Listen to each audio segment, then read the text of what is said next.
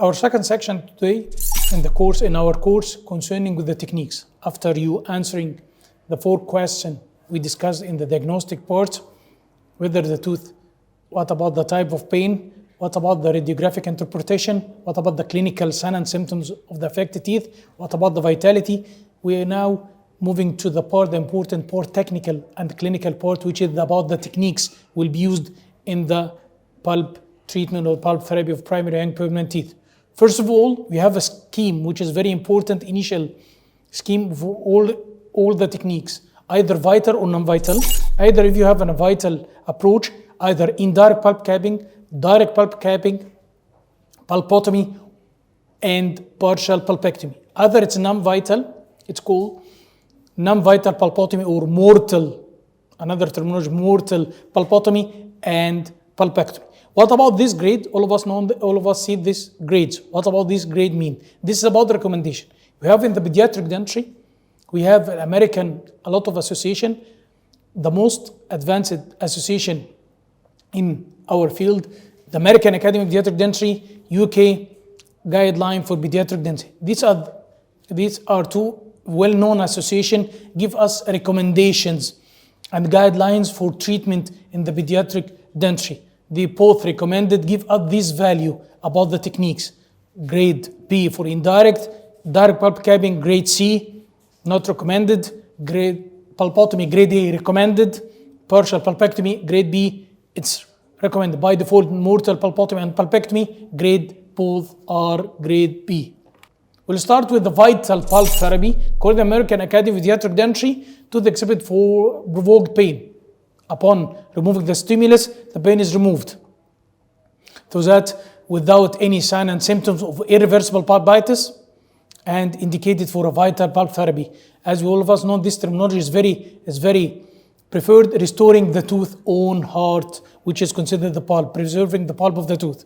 What about the technical process? Gross removal of the outermost layer of the caries, leaving the innermost layer, capping on it, so that's arresting and stoppage of the progression of the lesion. May be done in 1 stage or 2 stage, between the 2 stage or the 2 step or the 2 session, 3 or 4 months. 1 step, the most effective method used without no re-entry, without any successive visit. So that the indirect pulp capping, as we will see here in the scheme in front of us, first of all, gross removal of outermost layer of the caries, leaving the innermost layer living on it and capping and closed over it, either in 1 visit or in 2 visits, between the 2 visits, 3 to 4 months. What about the criteria of success after removal? As we've seen here, after removal of the capping material, we'll see the deep red lesion transferred into a light gray, as we've seen here in the photo. It's clear to us. Radiograph, we will find that the position of the reparative dentin, clinically asymptomatic complaint from the tooth. It's very important. The guideline tell us that for the success of the indirect pulping in the primary teeth, the remnant or the remaining dentin thickness should be between 0.5 to 2 millimeters to be success. Otherwise, if it is lesser than 0.5 or 1 millimeter, it will be subjected to crack and exposure. It's more than, it will not be considered the indirect pulp capping. So, second point is the direct pulp capping. It's a procedure, direct contact between the capping material or the obturating material with the pulp structures. All of us from the beginning of the course know that exposure of the pulp may be either traumatic or caries, which is the most common, or mechanically iatrogenic by the dentist or by the clinician. By default, success rate from the direct pulp capping from the mechanical exposure more than the caries exposure, because we know that the caries exposure invading the microorganism for a long period of time to the pulp, leading to the failure of the capping process. As we've seen in the procedures, removal of the caries, direct contact with the pulp, widening of the exposure, 0.5 millimeter all around, flushing or irrigation with the saline, then putting the capping material and closed. It's very important for us Why it's not recommended by the American Academy of Pediatric Dentistry and UK Association of Pediatric Dentistry for primary teeth.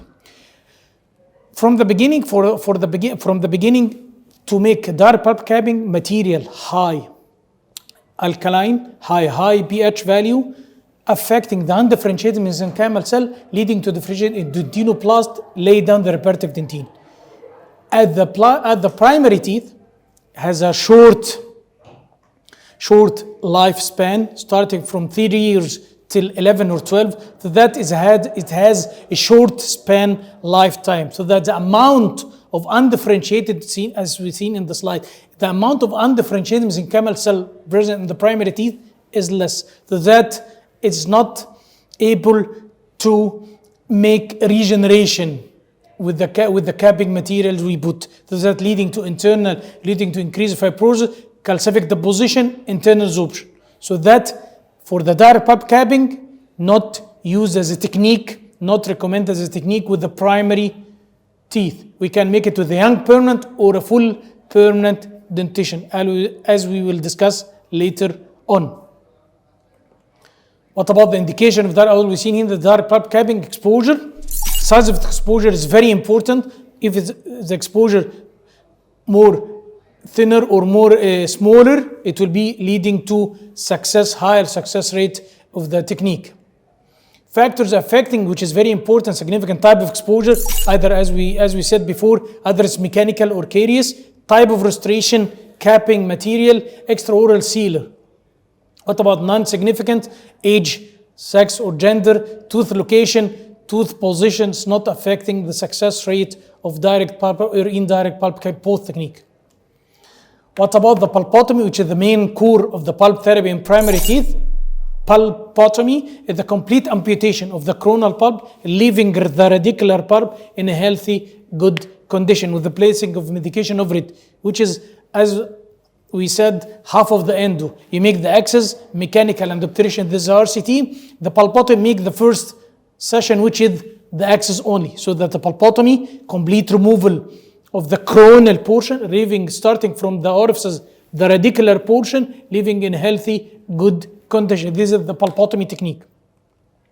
What about the objective? For this is a vital technique, preservation of the vitality, relieving the pain of the patient with acute pulpitis, no harm to the successor of the teeth, no post-operative radiograph evidence of any of external root resorption. So that till now we are in the vital techniques, starting by the indirect pulp capping, direct pulp capping, talking about pulpotomy, then partial pulpectomy. If you make, we'll discuss later on, if you make your access and you found some sort of the hyperemia in the orifices or necrotic teeth from the beginning, we can not make a pulpotomy only. We go through what's called partial pulpectomy, removal of the coronal pulp as much as possible from the content of the root canal. This technically how it's be done after making the making the access, 3 successive file, 20 K file, 20, 25, and 30, 3 to 4 millimeter intracanal, starting from the cemento enamel junction with the rotational action, making a mechanical debridement and the irrigation between each size. This is how to do the partial pulpectomy without widening, due to the morphology of the root of the primary teeth or mechanical preparation. We make here mechanical debridement. There is difference between mechanical debridement and mechanical preparation. Mechanical preparation, over-shaping, making cylindrical shape the canals as if in the permanent teeth. But here in the primary teeth, due to the cross-section, which is wide buccolingual, that means we cannot make mechanical preparation. We can make only mechanical debridement. Indication in the case of hyperemia or in the case of necrosis. Some terminology, some guidelines tell us this is the apical extension of the pulpotomy procedure, as we've seen here in the X-ray. Extension of the obturating material through 3 to 4 millimeters below the cemento enamel junction. This is a partial pulpectomy. What about shifting to the other side of the techniques? What about the mortal pulpotomy? The same as techniques at the partial pulpectomy, but it is in the non-vital. Access, mechanical debridement, 3 to 4 files but there is two main differences we will have. In the case of necrotic tooth, primary tooth, from the beginning selecting to work with a non-vital tooth, selecting either mortal pulpotomy or pulpectomy. What about the mortal pulpotomy? The same as partial pulpectomy. We said 3 successive file, enter the canal 3 to 4 millimeters, or T resistance, irrigation between. There is 2 technical or clinical differences between, should be considered. Number 1, number of visits. In case of mortal pulpotomy, you should leave the session, you should make the treatment on 2 or 3 successive sessions. And number 2, the type of irrigation in between. In the case of the partial pulpectomy in a vital primary teeth, we use the irrigation saline. But here in the mortal pulpotomy, we use sodium hypochlorite. So this is the main technical difference between the partial pulpectomy in vital and in non-vital. In non-vital, in 2 sessions or 3 sessions, maybe in medication, giving a systemic medication to help the situation and to improve the situation with the dental approach. In between, number of visits, 2 or 3 visits. And number 2, as we said, the type of irrigation. If the tooth is non-vital, go through the irrigation, which is sodium hypochlorite 3 to 5%.